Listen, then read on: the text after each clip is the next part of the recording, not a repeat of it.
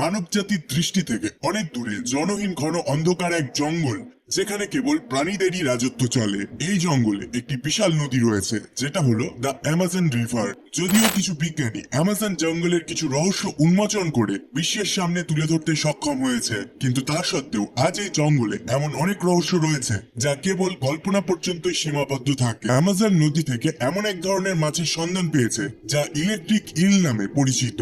আর এই মাছটির বিশেষত্ব হলো এই মাছটি আক্রমণ করবার জন্য বৈদ্যুতিক শক দিতে পারে। বিজ্ঞানীদের মতে ইলেকট্রিক ইলের 860 ভোল্টেজ কারেন্টের কারণে যে কোনো শক্তিশালী ব্যক্তির নার্ভাস ব্রেকডাউন হতে পারে। এই মাছটি কেবলমাত্র জলের মধ্যে থেকেই ইলেকট্রিক শক দেয় না, এমনকি এরা জল ছাড়াও ইলেকট্রিক শক দিতে সক্ষম।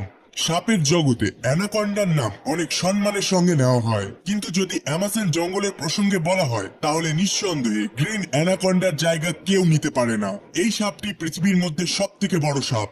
স্থলভাগে শিকারের সাথে সাথে এই প্রাণীটি জলেও অনেক গতিতে চলতে পারে, আর এই বৈশিষ্ট্যর কারণেই এই প্রাণীটি অনেক বেশি সন্ত্রাস তৈরি করেছে। এদের শিকার করার কৌশল অনেক আশ্চর্যজনক। একবার যদি এদের পাল্লায় কেউ পড়ে তাহলে তাকে না খাওয়া পর্যন্ত এরা ছাড়ে না। এই জঙ্গলে প্রায় 6 ফুট সাইজের মাকড়সাও উপস্থিত রয়েছে, এমনকি তারা শিশুদের ওপর হামলাও করে থাকে। পার্সি ফসেট মনে করতেন এই জঙ্গলে এমন অনেক অজানা রহস্য লুকিয়ে রয়েছে যা এখনো আমাদের কাছে অজানা। আর এই জঙ্গলের ঘনত্ব এতটাই যে এই জঙ্গলে সূর্যের কিরণ পৌঁছায় না বললেই চলে।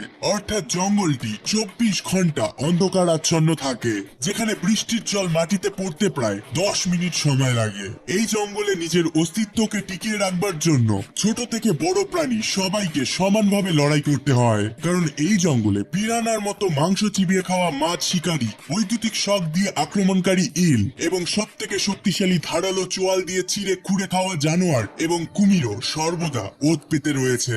2002 সালে ক্যাথলিক পাদ্রী এই জঙ্গল থেকে 65 ফুট লম্বা অ্যানাকন্ডা দেখার দাবি করেন।